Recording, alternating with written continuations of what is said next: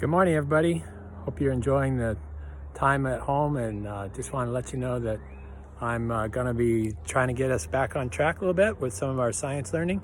And I thought I'd start by having us do something outside, take advantage of us being where we can watch spring unfold. It's part of our ecosystems unit.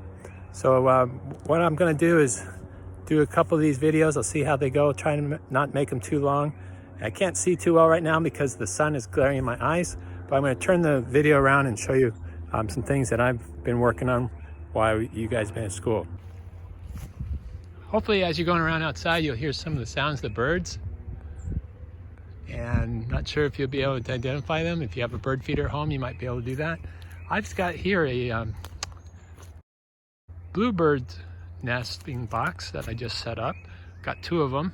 Hope to attract a couple bluebirds. We had them in our yard this last month or so. This opens up to be clean and check on them and so on. But got one here, and I got one over there in the distance. So you can see it right there in the center of the screen.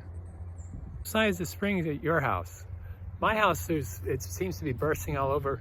Even though we had that little bit of snow yesterday, looks like everything is starting to pop up. And what I'm looking for you to do is to choose 1 or 2 things in and around your yard or your wherever you live or in your neighborhood, and chart what's going on with it. And we'll keep kind of a journal. If you've got a chance to take a picture or 2, you can do a progression of pictures that would show us what's going on. I want to show you a couple things that are kind of fun at my house that you might have at yours. And if you do, an early sign of spring. Look at those. See how they're not quite open yet? These little flowers. Let's see if we can zoom in on them. They're just starting over. It's so cute. Give me an idea how big that is. Put my finger in. I like to use this as scale. See that?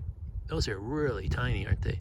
So when you're taking a picture, sometimes it's good to put in a coin or your finger or something that gives people a sense of how big something is or isn't.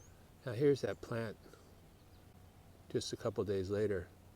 I don't know if you can see, but put my finger out, is how the flowers have grown on these stalks. If I put it sideways, you get a better idea of that. As these begin to open up, you'll see that they're full of pollen right up in here. And when they fully open, they look more like this. Let's see if I can get them in focus. And unfortunately, I don't have any bees in my yard right now. All my bees over the winter didn't make it. I'm going to be getting bees in a couple weeks. But when the bees are out and it's a little bit warmer, they'll be all over these as one of their early sources of nectar and pollen for the springtime. They feed the pollen to their young. It's high in protein, so the larvae get fed, or once they turn into a bee, they get fed this. 6 days later, look how this plant has really come alive. So there you have it. There's a lot to look out for the next few days. See what you can come up with. Go into Google Classroom and put down your thoughts. Look forward to hearing and seeing what you have in your yard. Until then, say goodbye. It's not like we are jealous of a big blue sky.